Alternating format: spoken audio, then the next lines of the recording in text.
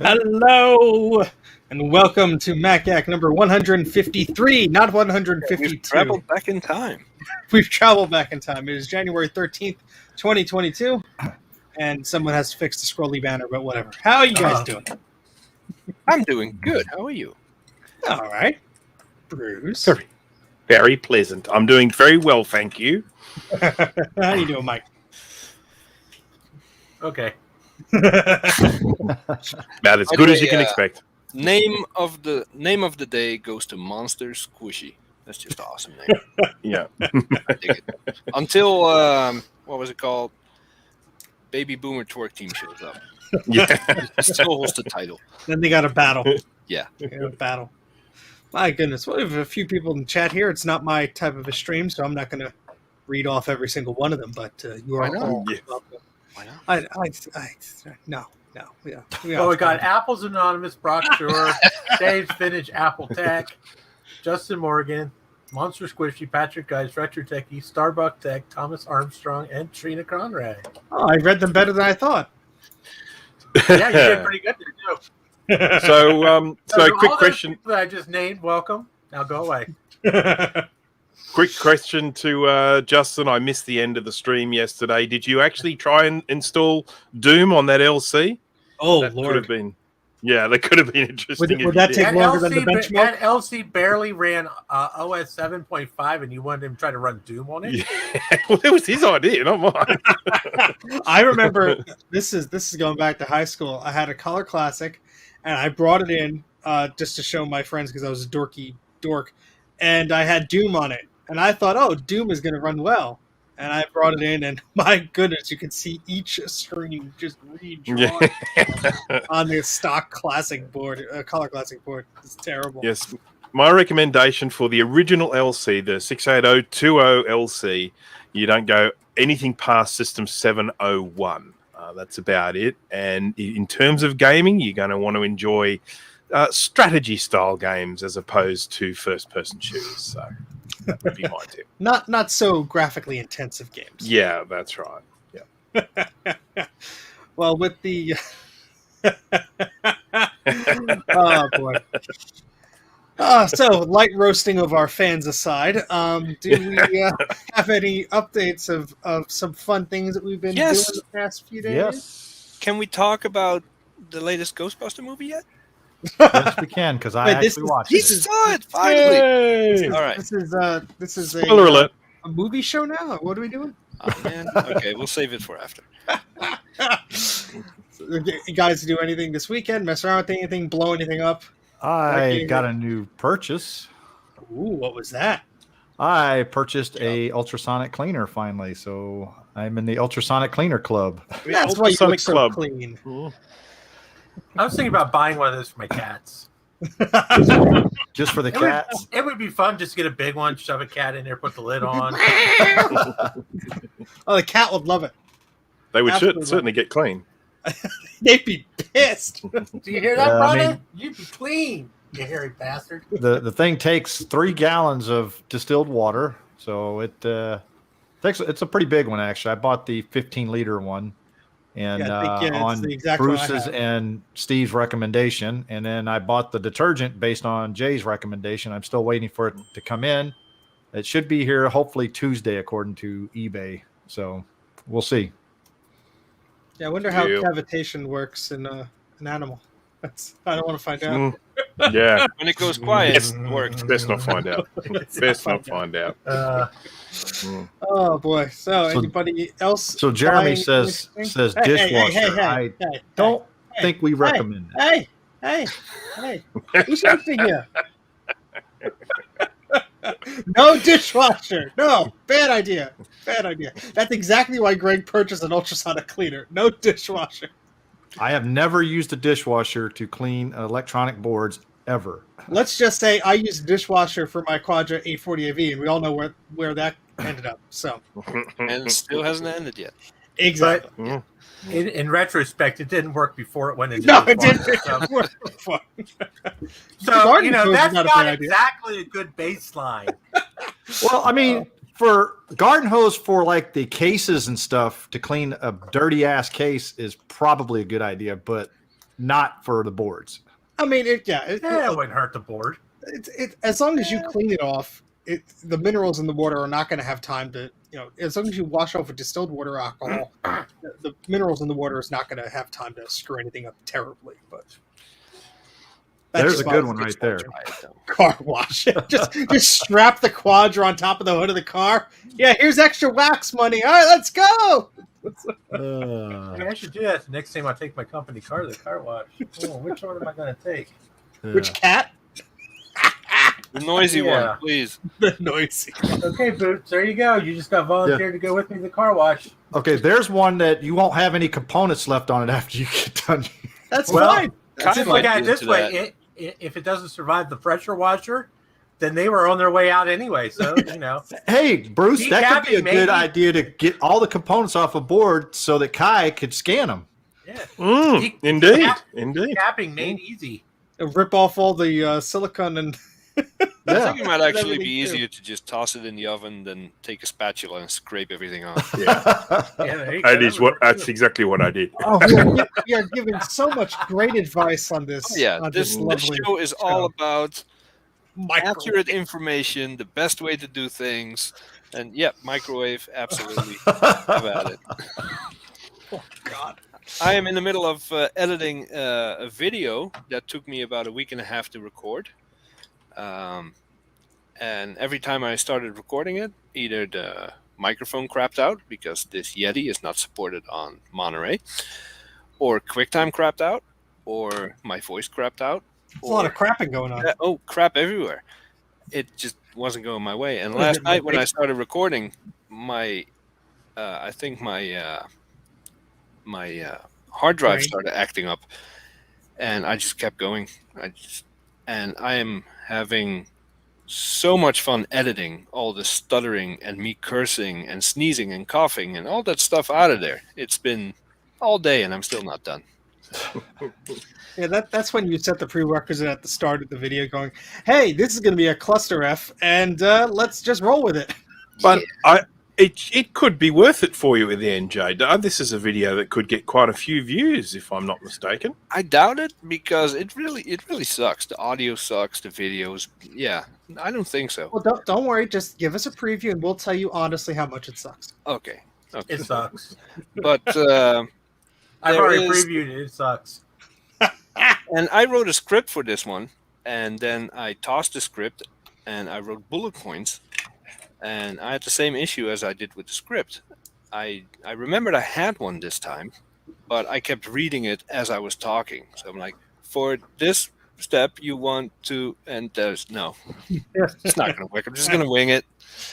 And that helped a little bit. I don't know how you guys use scripts. I don't know how you do it. The only way I could do it is with the teleprompter. And scripts. Scripts. Well, you could do like only Sean idiots does. and losers write scripts. The rest of us just wing it. You could do like Sean does and just tape it to an iPad. Yeah, but that was before he had to put his beautiful face on the camera. The worst thing is when you go and record a video without a script potentially, and then you go back to edit it, and you realize you've missed out some really important stuff. I did that a few times. And so that's one of the reasons why I actually write scripts, is because I don't want to miss stuff. You get to the end of it and go, crap, I didn't mention that. Yeah, that's like the one crucial thing that everyone's going to yell at you about. You forgot to mention that. Yeah, as I was recording, a few things came to mind, like, ooh, I need to put this in. Ooh, I need to put that in. So I'm on my phone. I added to notes, and I have the notes up on my screen, but I booted back into Mojave so that everything actually works. But I disconnected, or I deactivated Ethernet, so I don't have notifications and all this crap going on. It's just me recording, which means my notes weren't syncing to my scrreen here, so I still forgot half the stuff I wrote down on my phone as I was recording. Here's a reenactment of Jake. Very accurate, yes. Yeah. You're really selling this video, Jay. Oh, yeah, it's going to be fantastic. Just knowing what went into it. It's going to make the final edit is going to be all of 95 seconds, yes. Yeah, it'll be fun. And if I finish it tonight, I might just upload it. I'm not going to wait. Yes. Come on, we want to see it. Oh, no. Premieres are for Grudy. I don't know. What about you, Bruce? What did you break recently? I've spent virtually. I did a live stream last weekend, which is great. Recapped an LC2, all sort of working beautifully after the recap, and that was nice because I haven't done just a straightforward recapping video in a little while. I will be doing another recapping video this weekend as well with an SE30, yippee. And I've got a giveaway coming up, so yeah, that's about the most interesting thing. I've been organising that sort of stuff, trying to make sure it's all properly coordinated and all that sort of crap. Fancy. And I bought these. Aren't these pretty? Those are Little color? neutral cards, so that when I record, I can then go in and properly white balance my my Look how beautiful face. fancy you are. I just realized, I had the camera on the wrong setting. Well, select all the clips. There we go. That's good. We're done. And it shows. How about you, Mike? You've been messing around with anything? No, I've been working. I have a job, you people. Yeah, we do too, but we also are horrible at them. All You right, guys, so you guys act like I just sit at home bored all the time. I asked a damn question. Instead of spending 10 hours a day working, That's nice. There's 24 hours in a day. That's not an excuse. I have done I have been too tired to do anything this week. I'm in the process. Well, first of all, I wiped out my hard drive that has all of my videos on it. So all of my raw video and everything else is just gone. This is what happens when you have 2 SanDisk drives, and one of them is a 512 gig SSD. So that I started out my week with that. I tried to open core my MacBook Pro. That didn't freaking work. I gave up on that. Went back to either High Sierra or Mojave on there. I think Mojave. And then I realized it's like, oh crap! So I went to stream on Tuesday. I had none of my assets for my stream. And it's like, shoot, what do I do now? Oh yeah, that's right. I forgot. I'm paying like $15 a month for Backblaze. So I just got done downloading a freaking 177 gig zip file, not zipping it. I got all my crap back, thank God, because I've been working. I am working on a G5. Well, no, I'm actually working on an iMac video, not a G5 video. I'm working on an iMac video. I've seen a bit of it. I started it, and then I kind of got busy with my full-time job, and I haven't completed it yet. And then I was like, oh, crap, I'm not going to finish this, because if I lost what I started already, I'd probably just going to give up. But I finally got it all back. So now, for someone that only recently got Backblaze, you've used it more times in the month that you've had it. I've used so I've had Backblaze for 3 months now, I think. 2 months, maybe 3 months. I have lost more crap in those 2 months than I have in the last 20 years. I've used Backblaze for years, and I've never had to restore a single thing. It's like once you have that extra safety net, it's like I'm just hell on wheels, All right, so to recap, Mike lost his ass, then found his ass. So we're all good. And Steve saw a preview of Mike's video, which I'm jealous about. But speaking I have seen the unicorn, the Bigfoot, the UFOs, whatever is out there that people claim to have seen that not many other people believe. I've seen it. I've seen a preview of an ultrasonic cleaning video. Yes, it's coming. It does exist, people. It does exist. Yes, those little snippets were glorious. I can verify it does exist. Bigfoot is real. He's your neighbor, right? I have proof. Just because I'm a size 13 in Bigfoot? Well, that doesn't help. He's going to grab one of his damn cats. Oh, God. Well, put it this way. There have been way more sightings of Bigfoot than there have of my ultrasonic cleaner video. I believe that. If Mike puts on a monkey costume, I'm just leaving the stream. Here we go. Look, I am telling you, Bigfoot is real. Okay? That Bigfoot. Yeah, I got one. Bigfoot exists. Don't knock Bigfoot, okay? That is a 2 gigabyte Bigfoot that actually it's an 8.4 gigabytes, and yes, it does still function. Oh my goodness! Everyone has these damn things. Everyone has a Bigfoot. Oh my goodness! Well, speaking of big feet, and Bigfoot. What kind of segue is this?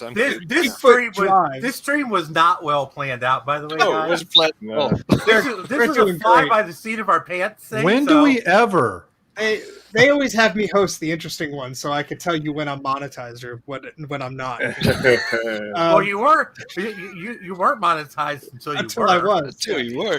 I still need a T-shirt that says that. Oh god. So I've been tinkering around with those compact PCs, and I think what we may have to do is have Mike's wonderful expertise over to shove that Bigfoot drive in one of them. That might be fun. So yeah, stay tuned for that shenanigans whenever we get around to that. Actually, I think this is out of a compact. It probably is. It sounds like it's the exact same capacity of the one that used to be in there. It was a 8.4 or 5 or something like that. I don't see a sticker on it, surprisingly, but Yeah. it wouldn't surprise me that's where it came from. Yeah, I mean, my desk is full of G5s now, so Oh, G5s! I can't fit the damn compact on the table even if I wanted to. So Steve. how's your new furnace down there? Is it running pretty my good? 2 new furnaces are running very nicely. Thank you very much. Well, you can put them together and we can have a cluster node and Well, really heat I'm those up. I'm taking a piece of advice from Grudy as far as stacking them. Let me share a lovely photo. Just hold on, please. Are you going to stack them into a table unlike Greg? Hold, please. So I had to get them in the shot. So there's 2 G5s under them, propping them up. That'll work. And as long as you don't wiggle them, they're fine. You know? Oh, yeah. That's the one piece of information that Grudy gave me during the 9.5-hour live stream, or however long it was from the weekend that stuck. So there you go. Bad influences all around. Speaking of 9-hour live stream, you have set a new personal record. I guess so. That was certainly not the intention. Somebody asked me after or during the stream, whenever, because my brain hurt afterwards. They said, "Do you plan these things out?" And like, no, what the hell? No, I would not have starved myself through lunch and dinner if that was the case. Because my goodness, that was sort of a marathon. I thought, I'll just mess around with these G5s. And I did chat with Sean of Action Retro, that day or a day earlier. Yes, Retro Techie, that's accurate. And we were talking about different operating systems on the thing. And I said, well, if I ever try and do Linux, I'll have to, have you on because I have no idea what the hell I'm doing. And so, thankfully, because of Sean hanging out there, when it came time to mess around with one of the G5s, and we did a poll, which was neck and neck as far as installing Sorbet Leopard and installing Linux. Linux won by like a hair, and so we ended up doing that. And through Sean and Lauren and everyone else in the chat yelling at me of how to do things correctly, we got Linux on there, which was no small feat, and it worked. Actually, it loaded up YouTube, so if anybody wants to see a snippet of the 9-hour live stream, go to YouTube and just scrub. And there are chapters in there. So. I wish I could just watch a snippet. I was there for the full 9 hours. Were you not entertained, sir? I was there for probably about 6 hours of the 9. It is worth mentioning that the viewer numbers didn't dip much below 90 for most of the stream. So there was plenty of motivation to keep going. Yeah, I thought so. When you stream, you usually have the YouTube Studio thing up, and it tells you the analytics and like how many people are joining. For me, that always freezes. There's never live data on there. It's always like you have 10 people, and it could be 50, and I wouldn't know it. You have to refresh it, and since I never really bother looking at that screen all too much, I don't really pay attention. So somebody mentioned in the chat, or maybe it was Greg or Sean mentioned, you have like 80 people. Now you have like 90. I'm like, the hell are you talking about? My thing says 20, It's like 135 likes. Like, yeah, what? Some crazy number. I mean, it's all thanks to Grudy and Sean spreading the message and me doing nothing on Saturday afternoon, which probably, Well, I think Grudy also kind of tried to hijack your live stream for a little bit there. Well, thankfully, due to his Wi-Fi, that was unsuccessful because you could see whenever the ceiling fan stopped spinning in the background, his connection was just... So I tried to help, but I got yelled at. Well, I specifically said, let's keep this simple. Let's have nobody else join. The second after that, I see Mike's logo on StreamYard just pending. And then 5 seconds later, Grudy's like, hi, I'm Grudy. And I'm like, oh, great. Wi-Fi man's here. So, yeah, but we had a lot of fun. And when this unexpected guest, Lauren is her name, Yes. turned out to be Saved our ass. the reason it wasn't a 35-hour stream. no. Because Let's Linux. let's be clear. If I did not get anything working, we were going to shut down that machine. I was going to go have my dinner. That would have been the plan. So I have to ask, because I'm an idiot, and I'm sure there's others like me in the chat. Who is Lauren? Some person that just happened to be. Didn't watch it. You didn't watch it, did you? Not I the whole don't blame thing. him. I have things to do. I can't waste 9 hours sitting on my ass. So I think I'm an idiot in New Jersey. In the time it took him to install Linux, I could have driven over there and Beat me dead with a shovel and drive back. And drive back, and still had time to eat some cornflakes. I think generally the premise is this: during the installation, I think didn't Sean make some sort of incredible mistake during the process or something like Many that? mistakes were made from where I was sitting. And then Lauren was in the chat and basically offering all of these, these very helpful information about trying to get it sorted out. And then I said, look, Lauren, you've just got to come on the show and help us out. So she came on voice only, but she came on and she gave all of the, what to type this, type that, got it all happening. She has an absolutely amazing knowledge of Linux. It was amazing to watch. It was amazing to watch someone who actually knew what they were doing on that stream. I was like a kid in a bicycle, like with training wheels on, and she's like, piloting a freaking spaceship, and she's like, all right, 1 foot on the pedal. Yeah, I'm like, amazing knowledge. What's going on? Yeah, I didn't amazing know. knowledge, but amazing voice as well. I was so relaxed. My blood pressure has never been so low. And when she was freaking out, even when she was freaking out a little, like, oh my God, what is he doing? She was like, press enter, please. Very calm, very direct. So what we'll probably do next time is just give her SSH accent. She can just telnet in and do the rest for us. And we managed to successfully nag her into joining Tinker Different. So hopefully that incredible knowledge will help benefit other members of Tinker Different too. I just keep getting flashbacks because I'm seeing all these tweets that Sean is sending out of like different machines running Linux and how it took him 9 hours to get something running on an iMac G3, and I'm like, oh, no. once a year is enough for me, I think. So Linux is your default OS now, right? No. I am allergic to anything that you have to type like 50 characters of command line and just to get the damn thing to boot. So I think I'm watching you try to figure out how to bookmark a website. Is like, I am never touching this ever. I thought there was literally a button that said bookmark in the terminal, and stupid me, I'm thinking, oh, that'll just save the command. Like, no, you have to make like a script to save it. I'm like, oh, okay, let's do that. No spoilers. Well, maybe a little bit, but there's 9 hours of it, so just watch it. There is this little animation that he was doing in the terminal and some Star Trek thing going on. And he's like, oh, I want to save this. The next 25 minutes is Lauren explaining how to save that animation as an alias. Like, he's never going to find it again, ever. I was tinkering around with that machine for the PowerPC challenge, and later on after the stream, I had to go back in the video and look at some of the commands I was typing because I couldn't even remember how to get the damn thing booted. I figured. So you're going to be doing this every Sunday, right?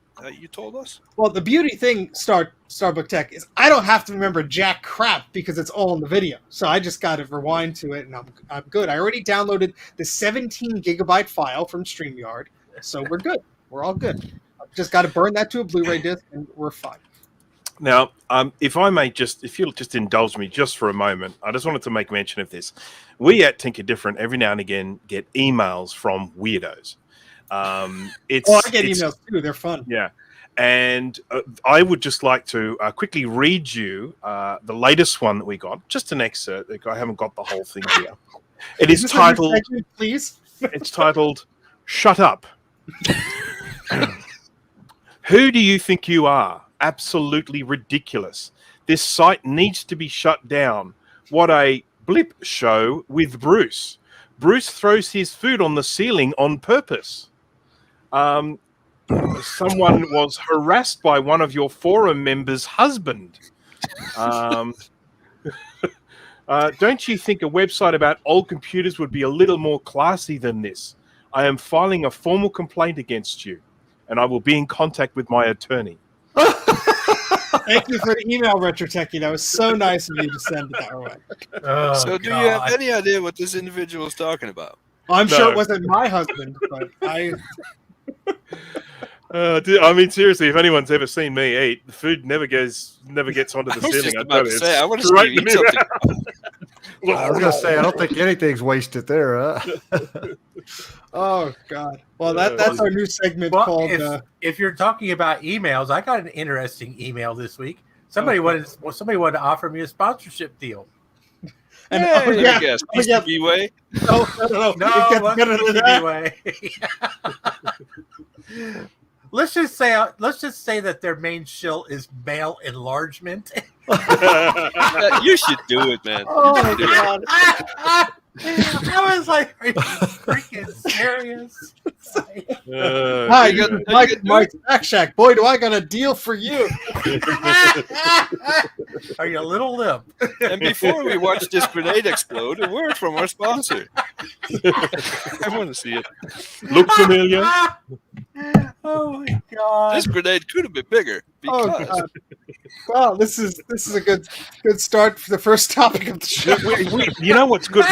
We're covering the fact that we don't have any topics really well. yeah, we are so good at this. Now they know they're going to leave. They're going to write us more hateful messages. Oh my God! Hey, Well, this send is Mac many Yak. hateful This is what we do the messages. best. The Mac-Yak at whateverthehell.com. And there you Let go. me just ask, Bruce, do you get enough of these emails to have one available every week? Unfortunately, No, there's probably only been 2 or 3 so far of that caliber. So yeah, and we don't want to actually encourage these people to. Sure, you do. yes, they make really Greg, specific Greg, references in them. We'll You know, have them it's all email you. How about that? Yeah, just We all know how forward it. much you like poking at people, so you could. What are you trying to say? Oh God! All right. So anyway, there's been some sort of challenge with PowerPC machines going on. Some Really? some wacko people have been tinkering around with these old outdated pieces of crap. Mhm. An idiot's going to use a PowerPC in 2022. I haven't been Damn using one. that! Who's going to use a damn PowerPC in 2022? I haven't been using one. I've been using Y'all two. are freaking nuts. So let's go around the horn here and see what crazy people are using what crazy machines for their crazy business. And this guy smiling with the hat sure has been doing a lot of stuff with his PowerPC machines. I can tell. Shit, I'm the only one wearing a hat.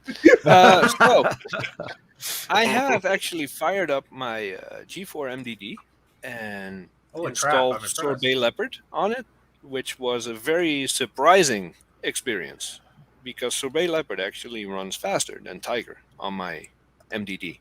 Told ya. and very- when you say fast, you mean just like responsiveness, opening of windows, that sort of stuff. Yeah, Yeah.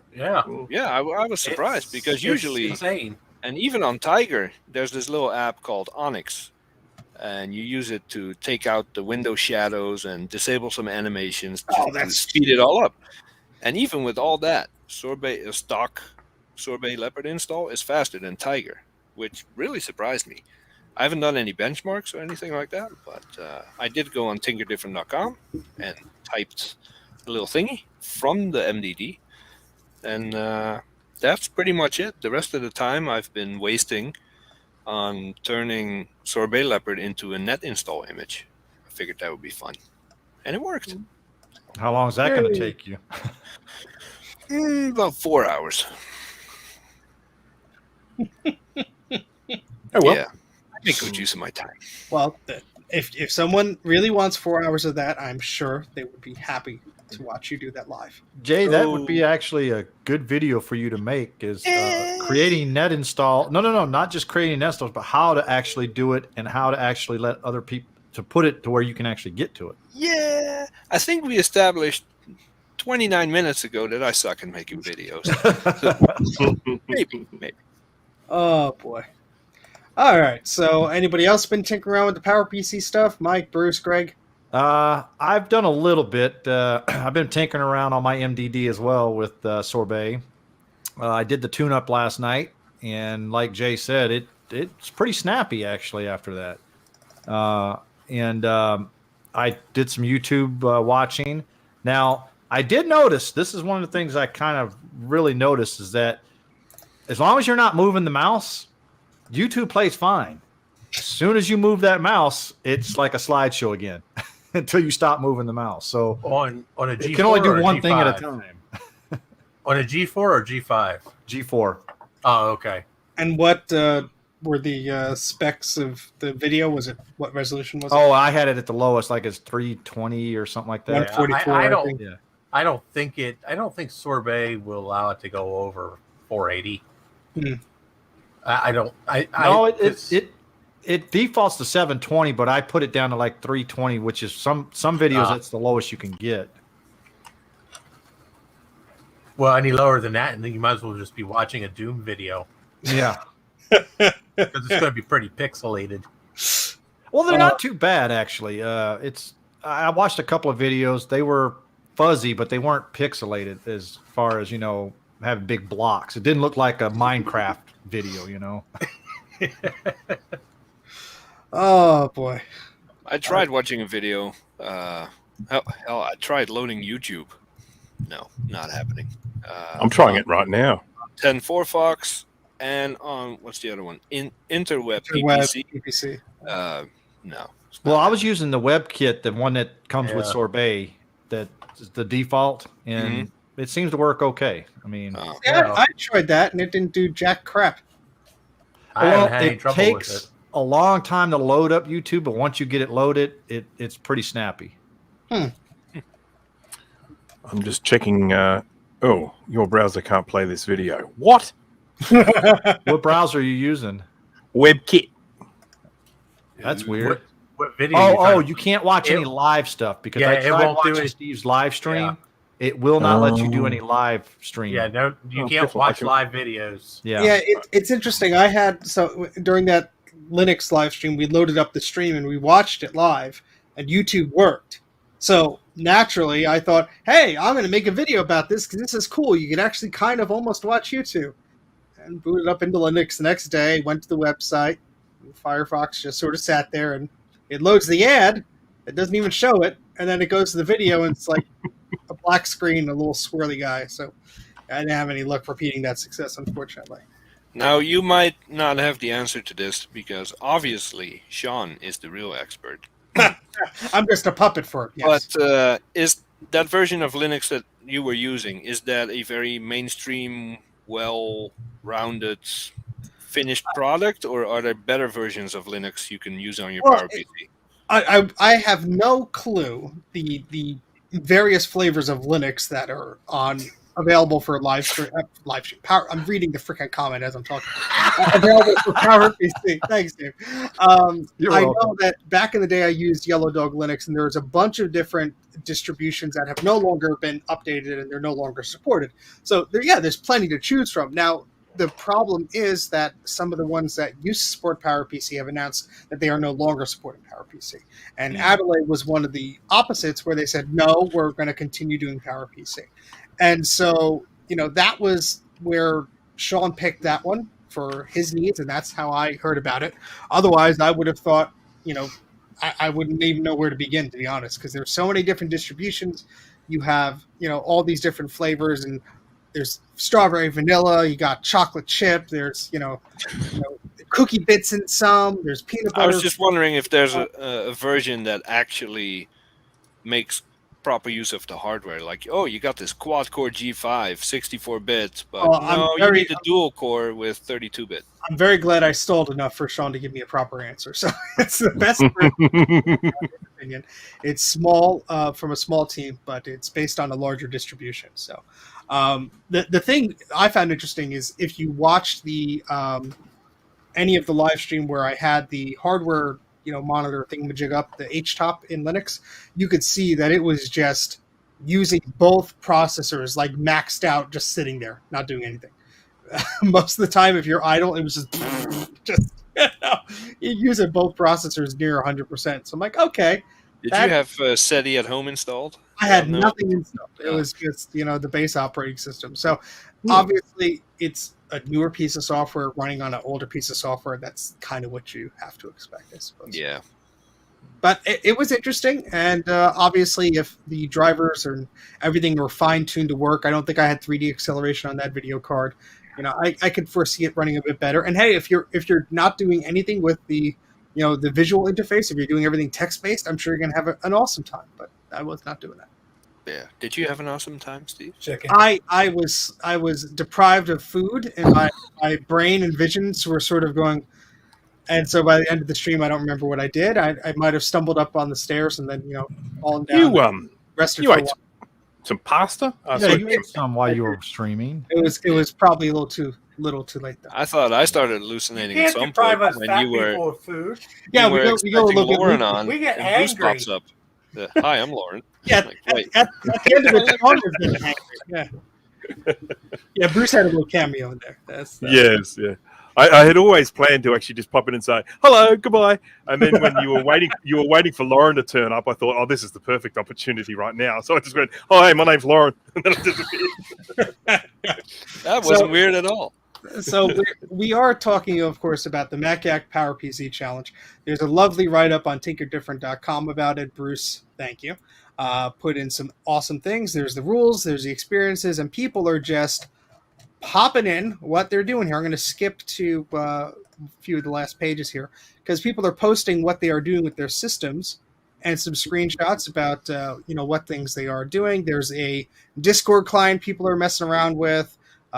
This guy over here posted a bunch of different That stuff. was a useful post. Yeah, this is a very useful post, and I'm going to like it. Where's the like? There we go.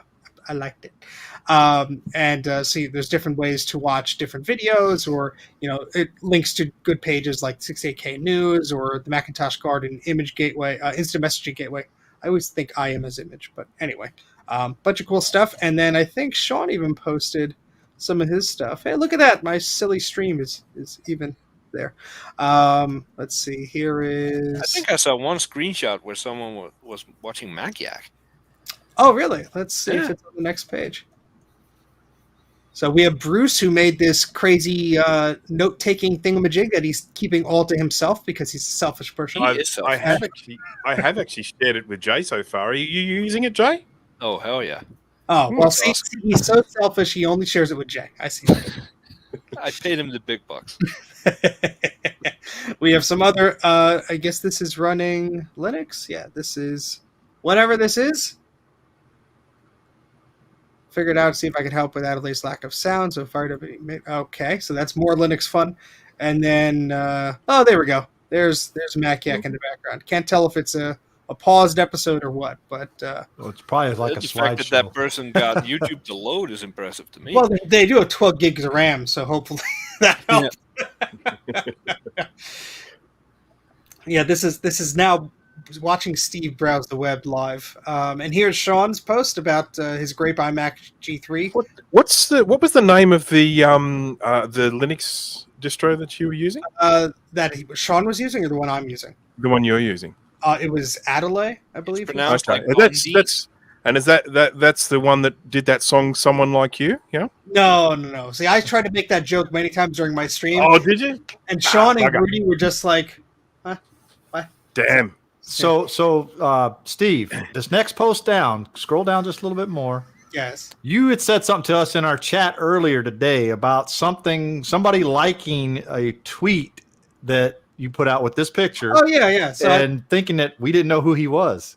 well, I know Jay didn't know who the hell he was. So. Yes, he did. No, he didn't. No, I didn't. You Exactly. didn't know who LGR is? No, We've been through this many times before, GT. So I posted this picture on a Twitter thingamajiggy, and LGR responded to it with the Unreal Tournament sound effect of holy, you can guess what goes there, and so that was funny. But so here's a post I made 39 minutes ago while the intro to Mac Yak was going. Yeah, I haven't even seen that yet. I just basically linked to the live stream, and one thing that I do want to mess around with is comparing Leopard to Sorbet Leopard, because you could run all the benchmarks you want, but what I'm really curious about is how it runs day-to-day tasks.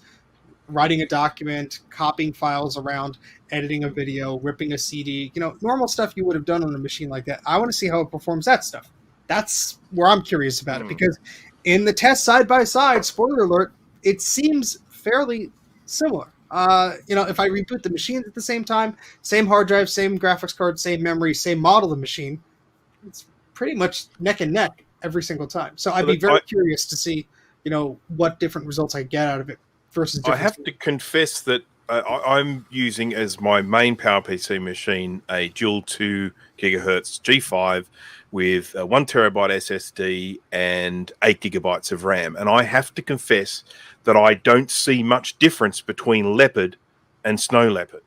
I guess it's probably something that it would have more of an impact maybe on a slower computer, but with the G5 all specced out to the max like that, I haven't seen a big difference between the two. Yeah.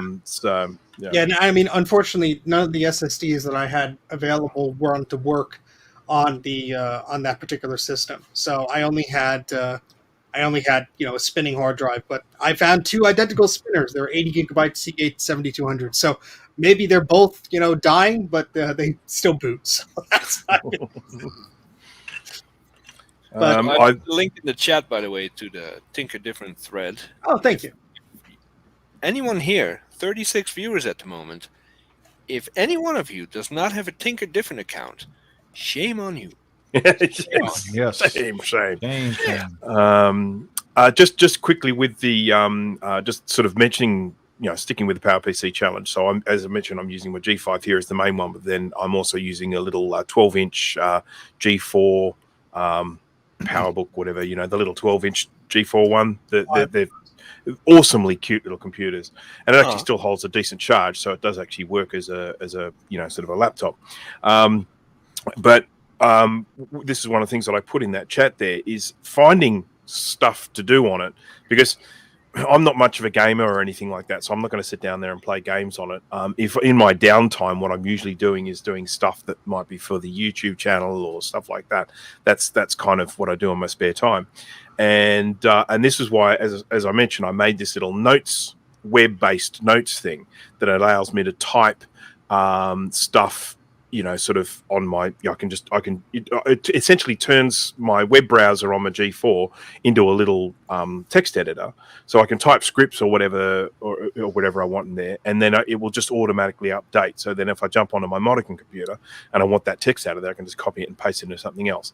Now, I've mentioned it in the chat there. It is my intention to kind of make that a little bit more polished and available for other people to use, that they can potentially log in and start using it. It will not be like a high security thing. I would say to people, don't put any sensitive information into it or anything like that.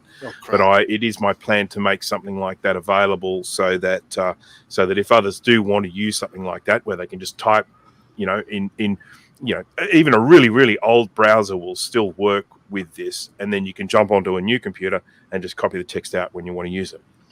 So that's my plan. That's the first thing I did. After I typed the first note, said, "This is effing awesome," and sent you a screenshot.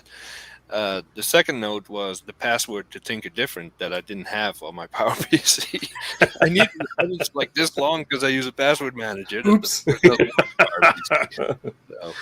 Yeah, I mean, it's not like.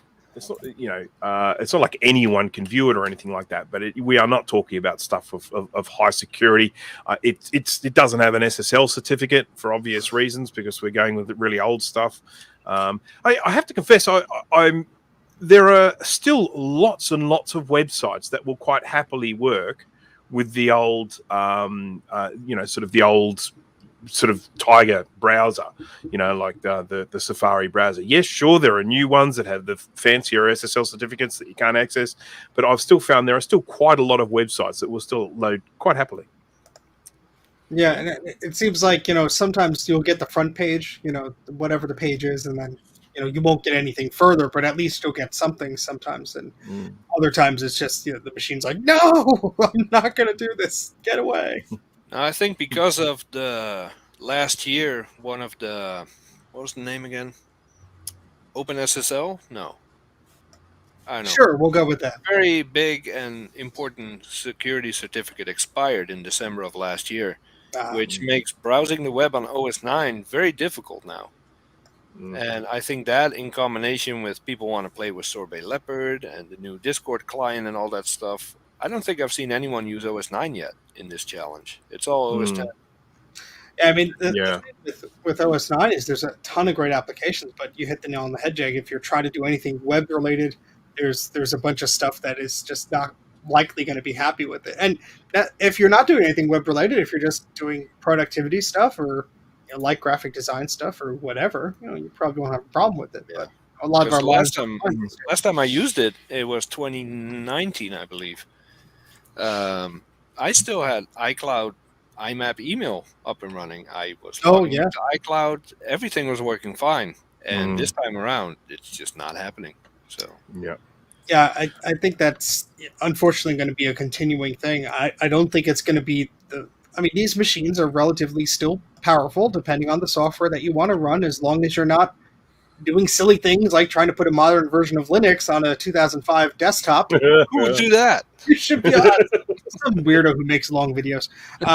You should be relatively okay. But I mean, the web is going to continually act as a stopgap, I think, of what we can actually do with these machines.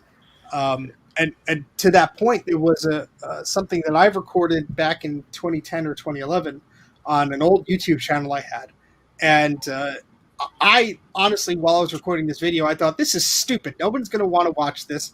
It's the silliest idea, and I just put it up there, and it's on my old channel and such. But I will, I'm buying time here. I will upload the video file to StreamYard because I want to show you one little bit of it. And you'd be surprised of how this iMac G3 with 256 megabytes of memory, how it actually, performed. And so I was just running this 400 megahertz iMac with OS 10 and Safari with not even half a gig of RAM, and don't mind the flickering. But this is Apple's website, and yeah, I do mind the flickering. Thank you very much. Yeah, but he's got the Groody version of no tripod.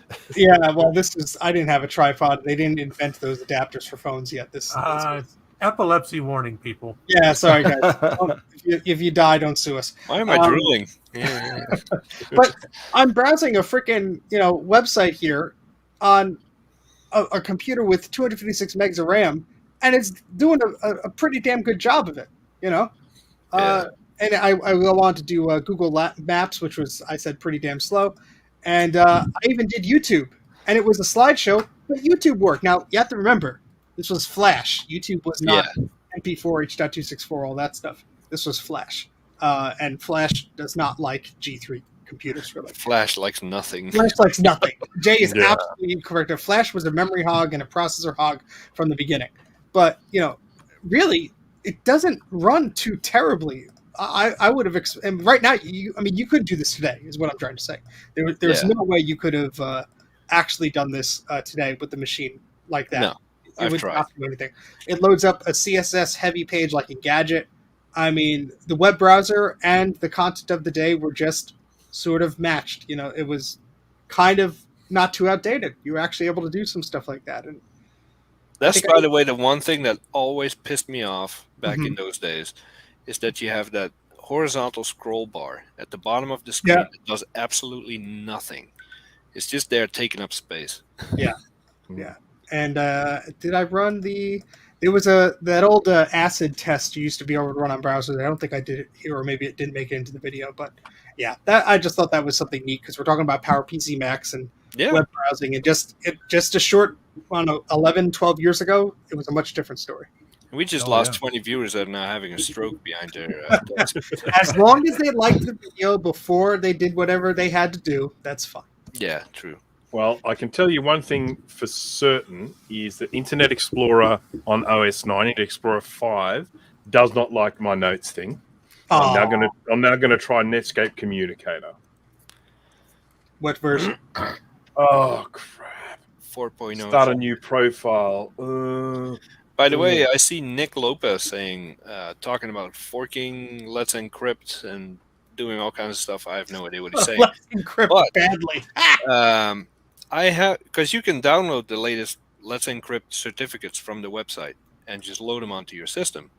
And if you create a keychain in macOS 9, you can import .dem and .cer certificates. It just refuses to do it with this particular one. And what's the browser called? Classilla has its own certificate manager built in, where you can load up the certificates, but it doesn't make a lick of difference in the websites you browse.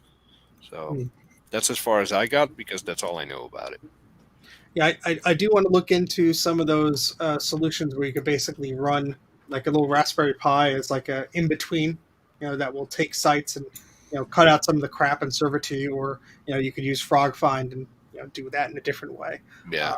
But there's caveats to all of this. It's not going to work 100%, and that's just how it is. Netscape Communicator likes it even less. Yeah, I already put that comment up. I'm not sure why somebody put it back up. So what browser would you recommend for OS 9?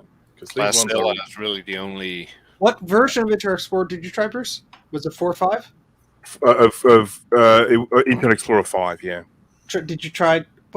Did they come up with the 5.1 or 5.5 with that? I forget. 5.1, I believe.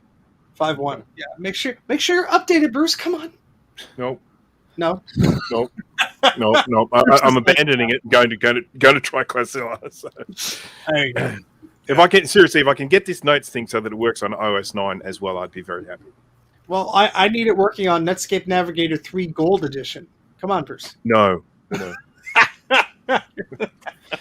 He draws the line. This was the first week of the challenge, which went by ridiculously fast. Yeah. We'll probably extend this to 2 months or something. But do we have any specific plans for week 2?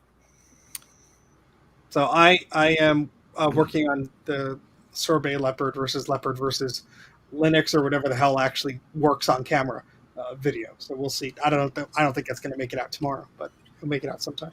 I think we need to have another UT game. Yeah. Only on PowerPCs though this time. No, yeah, it's part of the challenge. Well, there's going to be a lot of people who won't be able to meet that challenge. Well, no. I mean, I'm going to say I'm doing it on G3, and I'll be here on my Mac Pro playing. I mean, some of the FPSs I was getting on the G5 weren't exactly blowing me away. So yeah, I need all the milliseconds I can get to. We had a ton of fun for the Christmas game and the New Year's Day game. Was New Year's Day, right? Yeah. I mean, we had a loaded server. Discord was loaded. Everybody had a blast. I killed Retro Techie so many times. It made me feel so awesome. And Ron just mopped the floor with us at one point. He was just getting all his aggression out. Yep. And only with Puck myself. God. Right on. Yeah, we turned Jay turned Retro Techie into Canadian bacon. So let's say it's Puck Mice, and then you need Training Day, and then you need Redeemers Only. That's what. In combination. Oh God. Oh boy, that's. Well, I think the Redeemers Only in Halloween was pretty cool too. No, that was fun. You actually could run around a little bit and avoid death. You could avoid a. Yeah. Yeah, well, Mike is in charge of setting up the games these days. So well, I actually had the 2004 version running as a server, so I just didn't know if we wanted to stick with that or what version we were playing. Yeah, let me see. Let me think on it for tomorrow. I'm seriously considering having another game this weekend. That'll be fun. I'm in. So whatever we decide, we'll post it on the Twitters and the Discord and all that stuff. Friday is UT99, Saturday is UT04, Sunday is the 10-hour live stream of whatever Steve does. Whatever is next. And Sean just like laughing at me and pointing, the whole time. That's what. Well, Sean will be right there with you those 10, 12 hours. No, I all my Patreon money went to his guest star appearance last weekend. So and the rest went to your electric bill, right? Yeah, I can't afford anything. We're tightly grasped for our funds this month, but we'll be okay. And Bruce, are you planning anything for week 2? Well, I'm planning to do a little bit more. I was so busy in the lead up, just from last week's show, like the moment we finished the show, I just had so much work to do, and it's still going on a little bit that way. And while I have work to do. It's very hard for me to just tinker around with old computers. It's just not happening. But I did spend a little bit of time. I did manage to spend a little bit of time, this week, and it was fun. So I will definitely be doing my best to try and do that. I've got a lot to organise. I've got scripts to write. I've got things to edit. I'll do as much as I can. So yeah, we'll see. Real quick, I see a few people mentioning Quake 3 and Quake 3 Arena. If you go to the Vintage Mac Gaming Lounge Facebook group, someone recently set up a Quake 3 server, which should be up and running 24/7. So go check that out. Yeah, I forget if I think they did do a Mac OS 10 port of that.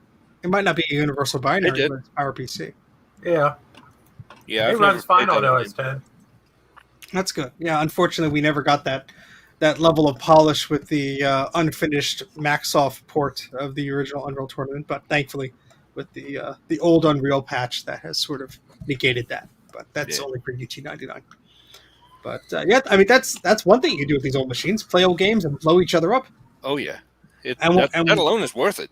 And when you're done blowing each other up, you can go to Mac Yak and smash that like button. And then you have a great day. But that's that was smooth as hell, man.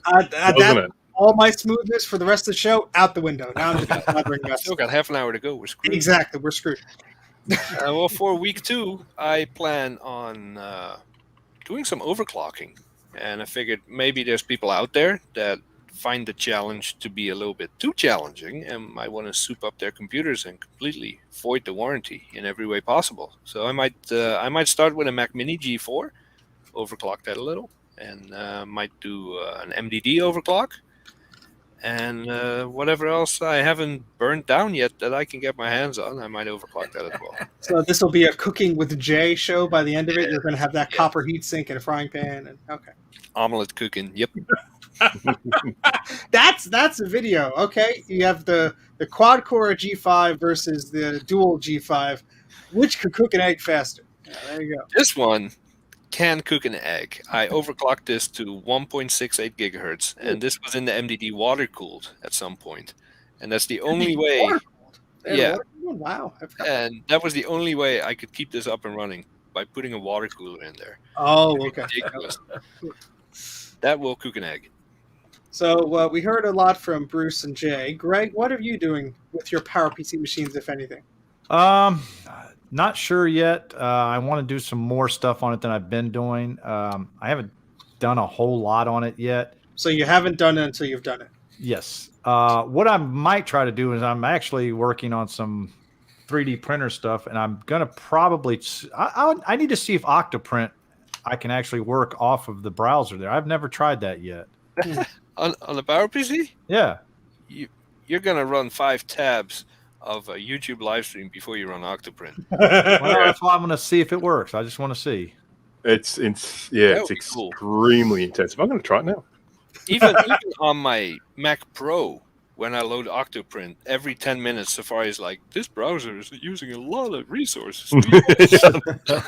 Bruce's desk is going to spontaneously combust as he tries this. Let's see. I'm going to try it. Oh dear. I'm using 10.4 here. I'm 10.4 Fox on 10.4. Okay, so that's memory gone.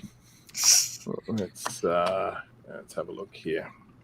Oh, I was going to compile my own updated version of 10.4 Fox. Sean did a video on that, but I was like, nah. He could just send us his compilation, right? Yeah, I could just go to Macintosh Garden, download Interweb, and have a latest version.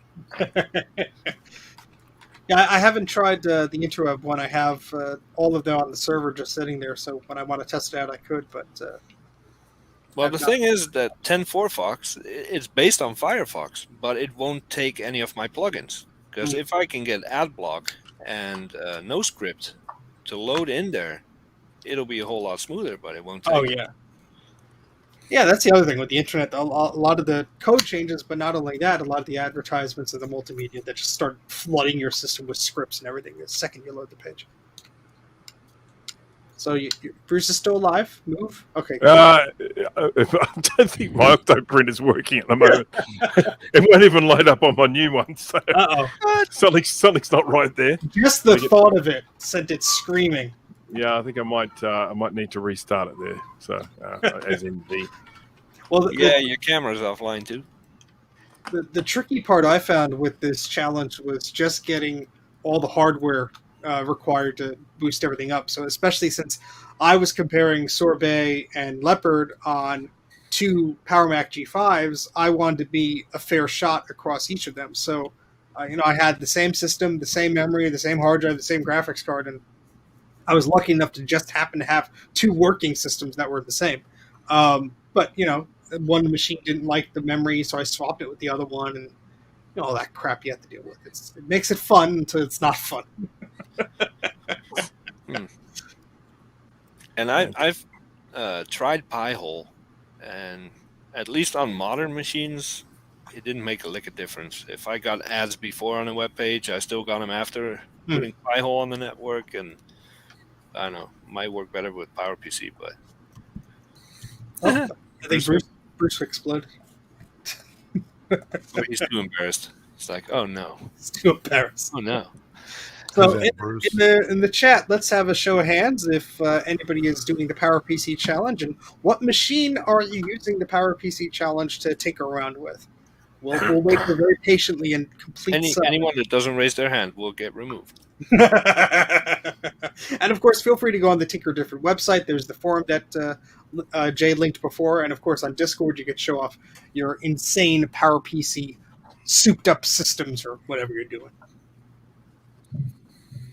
Well, Bruce, what have I done? I don't know. Sorry, I've just what would you say? Persuaded the Raspberry Pi to restart. So Oh, that's okay. You're not wearing any pants, so that's why you turned the camera off so you could get up and walk. Gotcha. yeah, that's right. Well, I didn't want you all to see my derriere as I went over there and restarted the little No, Raspberry Makes sense. that's only for a Mac 84 live stream. You see my butt. Yeah, I think it should be better now. It was still on, and there was an error up on the screen, so I just switched it off and on. Ooh. So we have a bunch of responses in the chat here. We have a late 2005 G5 from Brock. We have Sean and his crazy G3 and his titanium PowerBook G4. A bunch of people using some iBook G4s and some G3s. A CPU upgraded G3 for OS 9 and OS 10.4. There's also a G5X serve there. Yeah, there you go. There's a good amount of machines people are using. Oh, that Trina iBook says she G4 is doesn't- just begging for an overclock. Well, Trina said she doesn't have room for a PowerPC, so Jay, you have to send her an X serve. Oh yeah. And don't worry, by the Even time if you live in a dumpster, you have space for a 12-inch G4. Come on. even if it takes a little while to get there, it won't be as long as when Grudy had to mail things. So. I would agree. A 12-inch G4, you can fit that just about anywhere. And what about a little G4 Mini? Connect that up with a little screen. Now that is something that I will say. Those Mac Minis, they're pretty damn hard to kill. The G4 ones, Oh yeah. and you can find them pretty damn affordably these days.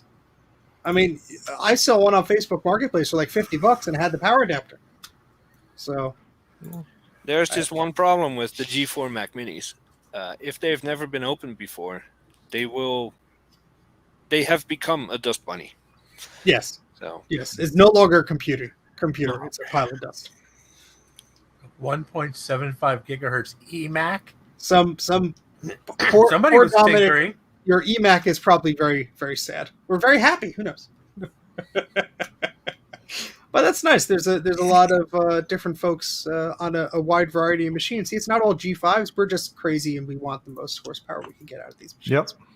I actually have a photo here of a Mac Mini G4 that I will be overclocking this one.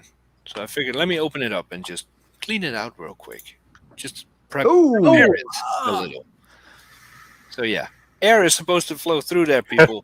That's fine. Well, air's totally not fine. flowing through that. Air's not flowing anywhere in that thing. So yeah, if you're gonna overclock stuff, you want to make sure that the heat sinks are clean and the paste is good and all that. And this one definitely wasn't ready. So Well, I will say last year I did try with my Quadra 800 as a 68K challenge. And although there was quite a good amount of things to do with that machine, I just couldn't really follow through with it. And Bruce also, I think it was a curse, because he wanted to play around with his, was it 2CX or 2CI you had, Bruce? For the last one, Yeah. Or right? what was it? The Mac 2? It was a 2CI for the last one. 2CI. Yeah. So, we have no problem with people messing around with 68K machines because, hey, there's a lot of fun to be had there. But, I guess if you shoehorn a PowerPC upgrade into one of those poor machines, I guess you could just, watch it get hot. I mean, that's... And these two clowns, that one and that one, nope, that one, that's the whole reason we tried to rename the PowerPC Challenge to the 68K and PowerPC Challenge. I just said name it Vintage Macintosh Challenge. That would have been easy. Nope. Bruce didn't even touch it. No. I actually did 3 videos, and I still get comments, when's the next one? I'm like, I don't know. It's going to be the Mac 84 68K Challenge. The Mac 84, 68K, and PowerPC, and whatever the next challenge. I can tell you that Octoprint will run on 10.4 Fox. There we go. It's not the best user experience. As one would expect. Yeah. But it does run. It does run. Oh, there you go. Really surprised at that. And what else can I say? Well, we had the cat falling off. I think we're losing touch with reality here. So yeah. Let's move on to our next topic, if nobody objects. No cats object. falling off? Okay, great. No objection. So, Grudy ain't here, and that's not our fault, but we want to talk about some of the influencers, not influencers. There's a big difference between what I'm about to say and influencers. What are your earliest influences from YouTube? So, people you've seen on their channels that you like to follow and stuff like that. And we could, go around and talk about the ones you like and sort of whether you like their content or their comedy style or their lighting or what topics or devices they cover, etc. And we're talking about how those people influence the way we make videos, or just... Sure, that would be a better way of me reading that topic. Yes, Jay, that is correct. Okay. In that case, I got nothing. Jay just looks at all of us and goes, wow, what are those a bunch of clowns doing? I'm not doing any of that stuff. Yeah. No, I don't try to be like anyone else on YouTube because I wouldn't make it. Well, I don't think it's more of trying to be like them, but for example, you watch someone's content and they have an intro or they have a jingle or they edit their stuff in a different way or they present a subject matter in a certain way. That could be something that influences a decision when you're editing your own video. Dan, Canadian computer collector, he uses like jazz as his background music. There you go. The video I'm currently editing has background music. That's the first time I've ever done that. So see, it was an influence.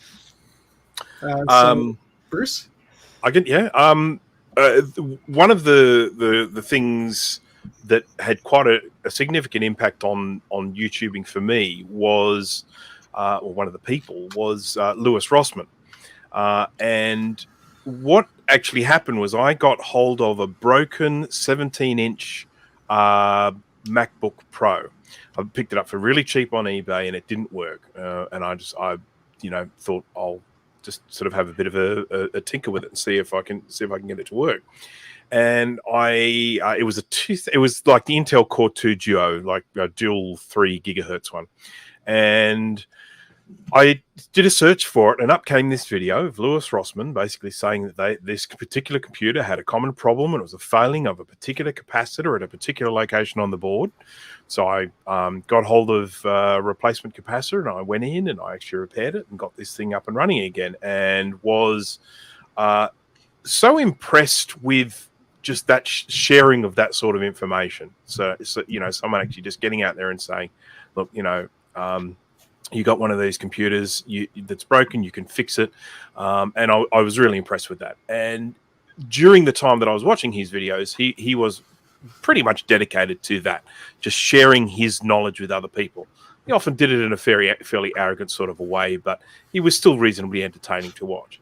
I don't watch much of his stuff anymore. He has kind of gone on a bit of a tangent, but and that was a very big influence on me. And then because then when I started tinkering with computers, and then tinkering then with vintage Macs, doing repairs and recapping and stuff like that, that idea of making that knowledge available for other people, of rather than just saying, oh, this knowledge is mine, you can't have it, just getting out there and making videos saying, hey, if there's anyone else that wants to do this, I've tried it like 10 different ways, and this is the way that works best for me, so save you the trouble and do it this way. And so that was a pretty significant influence on me, that idea of just if you've got this knowledge that someone else might benefit from, share it with others. And as I say, Rossman was probably one of the biggest influences. In all honesty, I don't watch a lot of YouTube unless I'm just sort of searching for something to say, hey, how do I do this? It doesn't even show up at our streams.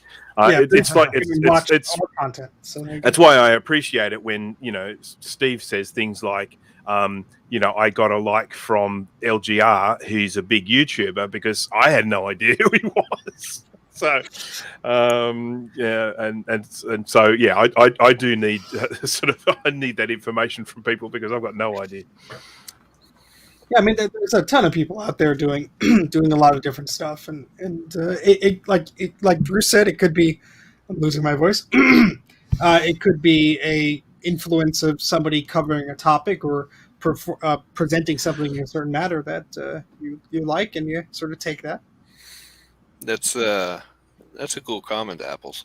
No, Yes, thank you. But Yeah. I should say that the editing becomes a lot easier when you get better at the making of the videos. or when you just don't care. Yeah. The problem is, take me for example. I never got better at making videos. I just got better at editing the garbage that I put on camera. So you can make up for your lack of, being good behind the camera in Final Cut Pro or iMovie or whatever you use. But yeah, editing that's why live streams are so tempting. Ask any of the dudes here. It's once you start live streams, like, do I want to waste a week recording and another few days editing? Nah, live stream. Yeah. I must confess, I really enjoy editing. What I don't like is sitting there with a video that where I've got most of it all good to go, and then knowing that I've got to go in and shoot this stuff and shoot that stuff, and I've got to go and get a whole bunch of B-roll to stick in it, and that to me is more frustrating. When I have all of the components and all I have to do is cut it together, for me it's great fun time. I love doing that. But when I'm editing and I know I was like, this is a gap, I need some footage for that, I can't bluff my way through that one. I'm going to have to go and shoot something. So. Yeah, the best problem to have is having too much B-roll, because Bruce and I know that if you have a project and you shoot 30 minutes of all this Macintosh Classic from all these different angles, a video 2 years down the road, I need to put a shot of a Macintosh Classic. Oh wait, I did that stupid video where I recorded 30 minutes of people I never used.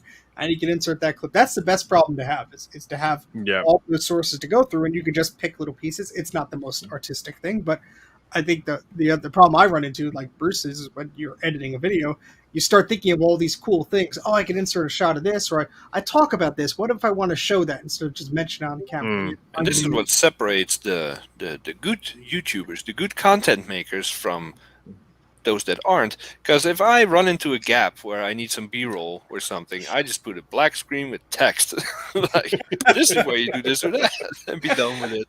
It's just for anyone who's watching who doesn't understand the concept of B-roll, it basically has to do with A and B. So just say, for example, I am shooting a video right now and I'm talking to camera. I am considered A. I'm the A roll, because that is the main footage. Partway through that, I start talking about, I don't know, Blue Scuzzies or something like that. And rather than just having me continuing to talk about Blue Scuzzies, you keep hearing my voice, but then you'll cut to footage of a Blue Scuzzy to support what I'm saying. And that is B-roll. And it's a really, really important part of making good quality videos, and it's very time consuming. If you want to see some, there's only one way to name this. If you want to see some B-roll porn, look up Steve's video where he covers the iMac G3, you will just sit there drooling. There's a lot of B-roll that went into that. And there's a second video coming. Well, it's not happening. There's the second one that came Or a out. third one. You keep promising more I videos. And started to do the third one, and I realized that the iMac that I had would turn itself off. So I got it open and cleaned it all off. And once I needed to put something else on the desk, it went on the shelf, and that's where it's currently sitting. Mhm. Baby Boomer Twerk team has just arrived. Oh, name of the day has been taken away from Monster Squishy. So here's an example of some B-roll. So here is the Macintosh Clones Part 1 project, which it ate up my entire 240 gig SSD that I had. But here's all like the recordings of the TV clips that I had, and here's the second take of when I did some other things, and then here's just of the 512K Mac and of whatever. So this is, I don't know how many gigs is that. Just that 512K Mac is 20 gigs because it had to be 4K and all this fancy crap. But you can see how that adds up. So when you make a little library of content yourself, it could help you in editing your content or just make you insane.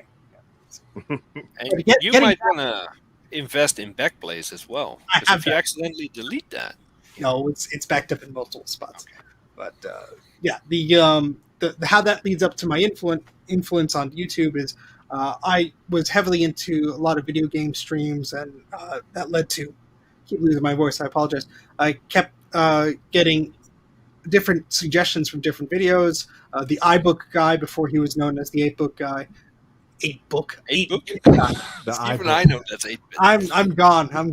And then LGR and Tech Mode, and recently a bunch of other fancy people who do great work. And it's like, you look at a video that Ken does, and you just like, wow, that looks and sounds like a good video. Obviously, someone has taken the time to do, perfect microphone adjustment, Grudy, and adjust the lights and all that stuff. And every little touch like that makes a difference. And one piece of advice that I try, and I'm not always successful, but that I heard from one of these YouTubers was every time they go and make a project, they try and push themselves a little bit better to fix something or do something that was bugging them about a previous video. So whether it's fixing audio or I don't do that at all. I started doing that. That sounds way too hard. When I was doing those excerpt videos, I added lights. I got a better microphone. I started doing the cool animations in Final Cut Pro, and then I dropped all of it because it was a full-time job editing just to make it look good and sound good. And like, no, just turn on the camera and talk. That's what I'm gonna do. I think a lot of us, we sharpen our knives against each other. Like I watch Sean's video or Dan's video or Bruce's video or Mike's video or Jay's video, and something happens during that video where I like it, or I want to, replicate that to a degree, or I'm just angry because they made such a good video that I'm never going to make it. But now you're never angry at me because knife my is so videos suck. dull. Like now we all compare our stuff to Grudy and we're like, oh, it's good enough. The one who's not here to defend himself. Yeah, That's good. Well, I figure if I use a good microphone and a tripod, my videos are already better than Greg's. Oh, there you go. Yeah, really, So- if you watch the previous few videos that we did on Mac Yak, episodes rather, about YouTube content creation, there's a lot of little things that could go into just making your content a little better if that's what you want to do. So. and that was during Grudy's hiatus. And the last episode, he steps in. Yeah, just point your camera at it and go, completely ignoring everything Bruce talked about. The camera doesn't have to be on, that's fine, You gotta love when you Grudy's. And when you get mad, just bang your head on the desk or throw your phone across the room. Yeah. Sometimes he just says things that make you just fall off your chair.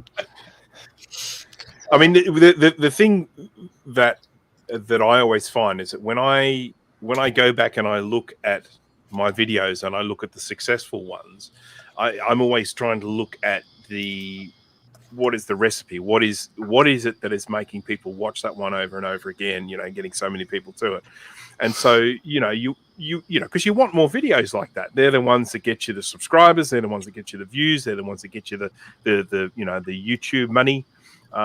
So I mean, as much as possible, I'm actually trying to try and get them to a level of polish that is going to give them that sort of, that sort of repeat viewing. Yeah, Yeah, you don't really have an excuse though, Bruce. You know exactly what your popular videos are, and you just live stream. You're not making those videos. Yeah, I know. I mean, there is a very good reason for that, and that is a live stream can take like 2 hours out of my day. If I want to shoot one of those videos, it's going to take me a couple of days, and I don't necessarily always have a couple of days. And if you don't release some content of any kind, YouTube forgets you exist. Yeah.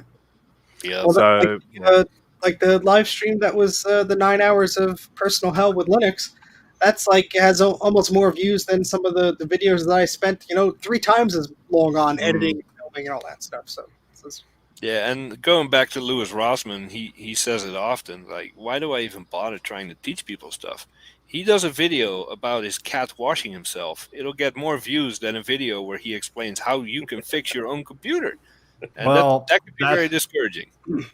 I mean, lately he hasn't been really doing much fixing stuff like you just said. So, Well, I think the thing is, like, if you're like Bruce and I and some of us crazy people here, where you enjoy fixing this stuff and teaching people because you enjoy learning from others, it's a very gratifying thing to go through with that. Now, whether you're gonna make more than you make at a fast food restaurant doing this stuff, that's to be rolled the dice on. Figure that out. Probably not going to happen. But it's one of these things where it's a labor of love. I do get where somewhere like Louis Rossmann is coming from, though, because a lot of what he does is just straight repetition. And it's the same as the stuff that I'm doing. Okay, I'm going to be recapping an SE30 this weekend. Well, you want to go back and search for all of the SE30 recapping streams that I've done. And I've even done a pre-recorded guide to recapping an SE30. And so it's just the same thing over and over again. So from the perspective of teaching someone something, it's not really there. But I guess the main thing with those is that there are a lot of people that are interested in SE30s. They're quite happy to chat with other people that are interested in SE30s. So what I'm doing more is creating a forum for people to actually get in there and talk about this sort of stuff. That's what I'm creating a little mini community for the duration of that video. Not very good for the repeat viewing. It's not like you're going to come back and get loads and loads of views to that video in the future. But it is something that does help the channel, the big picture of the channel. By doing something like that.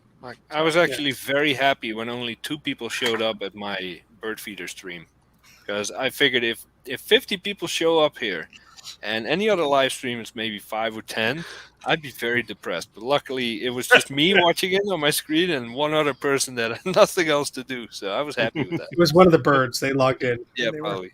Watching their own house. We need another one, we need a follow-up for that, and if at all possible, at a time when I can watch it, because I think you did it while I was asleep. So, all right, cool.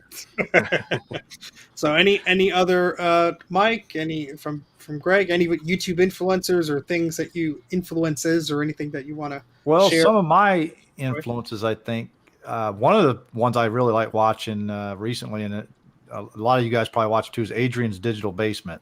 Oh yeah, I forgot about that. Yeah, that's a good one. He has a lot of older stuff he fixes, and he's pretty good at fixing the stuff, and he goes into detail on how he fixes it and everything. I really like what he does there.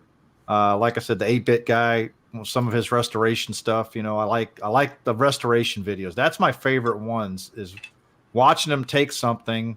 Like, for instance, the 8-bit guy took a Commodore 64 that was like buried in the ground for years. I mean, the case it was missing parts and stuff like that.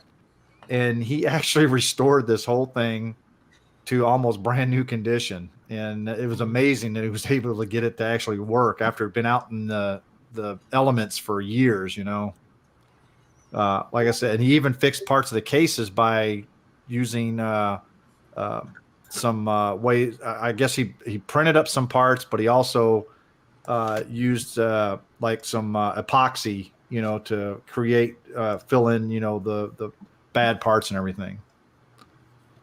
And then he actually used spray paint to actually make it the plastics look exactly like they were supposed to before.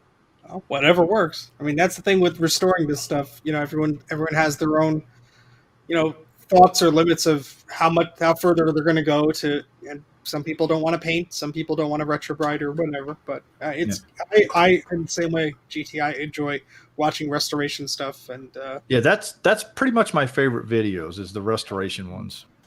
That's And funny. are they having an influence on the stuff that you're creating, GT? Is it Not really. I mean, I do my own stuff, but I just like watching the restoration stuff. I mean, there are some things that I got here that I need to restore, but I just haven't found the time to do it yet, so I need to, step up my game a little bit. I have a few restoration videos I started, and then the thing didn't work, and I never released them.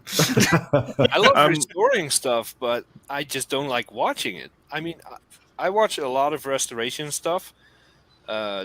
This guy, he's a metal worker. He takes the suspension from a car, turns it into a katana blade with LEDs in it. Or well, that's not restoration.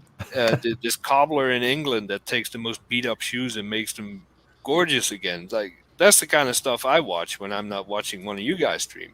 But the stuff I do, I don't watch on YouTube. I don't enjoy watching it. I just enjoy doing it. I caught myself watching a video that I did earlier today. I must have been bored off my ass or something. I don't know what I was doing. And it was me messing around with the Raw Scuzzy because Bruce asked me a question, and I think that clip is in this video. So I'm watching the video, and I'm itching myself to fast forward, and I'm like, no way, I want to see what happens. I'm like, idiot, you made this stupid thing. Forgot what happens? Just, oh, God. It's been a while, huh? It's been a while. Mike, what about you? We haven't heard from you. I don't have any influences.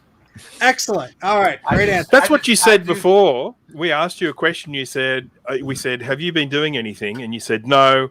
And then we pushed you a little bit, and you came out with a whole stack of stuff that you've been doing. Mike did give a good answer the last time we talked about YouTube in a degree. So yes.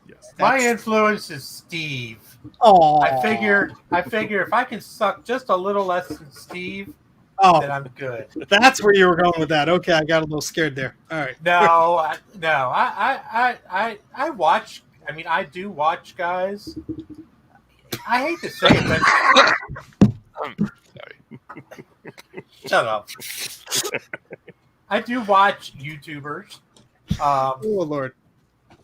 But truthfully, in terms of like the tech community, I'm getting away from a lot of them because I don't know. I think a lot of them are getting a little too big for their audience and getting a little arrogant. Now I really like the 8-bit or not the 8-bit guy, LGR. I've been watching his videos since he was a noob, and it's amazing to see how his stuff has changed over the last 10 or 15 years. But I don't know. I don't really. I like to watch videos. I say, hey, that looks kind of cool. Maybe I should try doing that. Or I'll watch something Jay does. Hey, maybe I can try doing that. And then I say, hey, Jay, how did you do this? I don't remember. There's a lot of freaking help. Or this took 24 hours of pain, love, sweat, and tears. Oh, never mind. I've taught myself how to use Final Cut Pro, and I know for a fact I don't use it anywhere near to the capabilities of it that is possible. And I love my low production half-ass videos. I mean, I use a tripod. I use a half decent microphone. So I figure I've already got 2 up on Greg Rutke.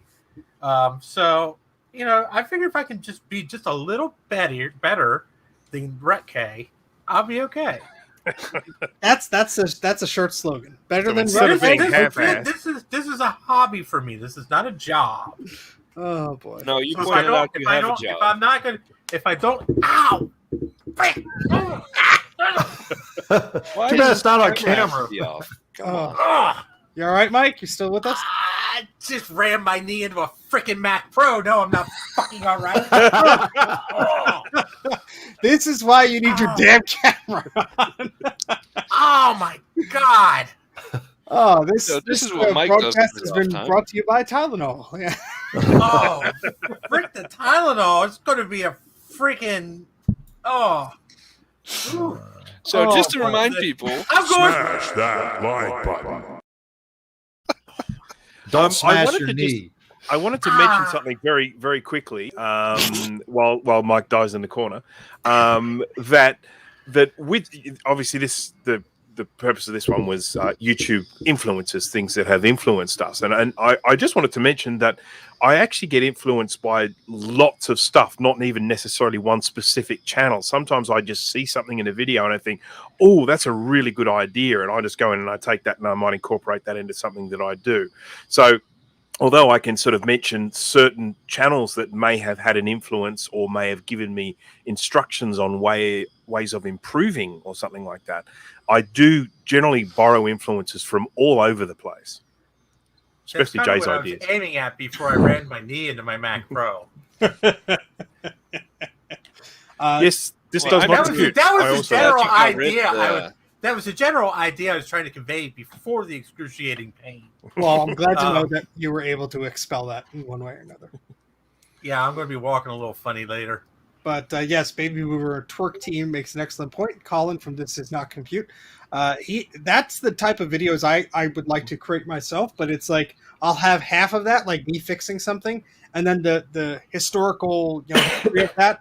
It's usually something so obscure there's like no information about it. So I'm like, well, that's a 2-minute video. Yeah. So. Worth mentioning that he is a sorry, Tinker Different. I was just going to say it's worth mentioning that he is a Tinker Different member. So he is there offering his help to people cool that have signed up are. to Tinker Different. Oh, exactly. All the cool people are. That's right. Yep.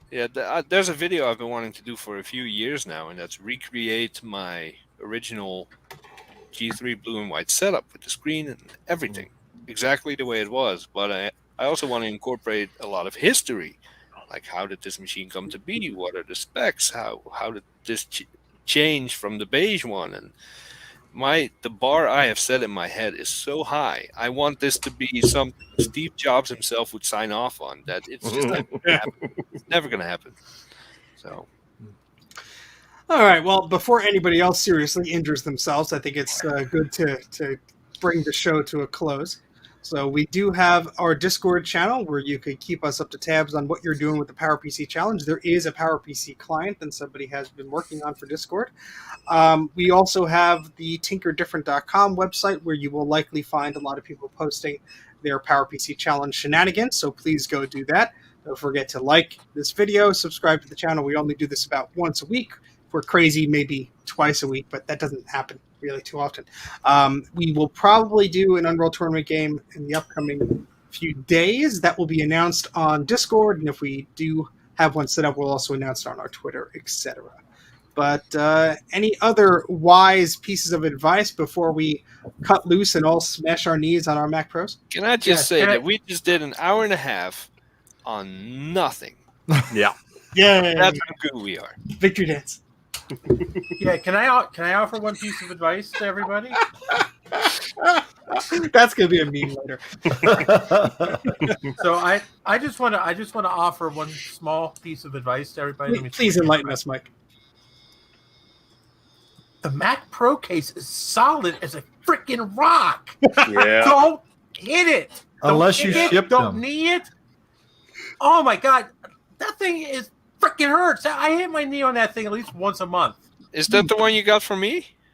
Yes. Well, then you definitely have tetanus now. Well, luckily I'm wearing pants. Oh boy! All right, so thank you very much. We'll see you around, and goodbye. Bye. Adios. Ding, ding, ding, ding, ding, ding, ding, I'm looking for it. I'm looking for it. ding, ding, ding.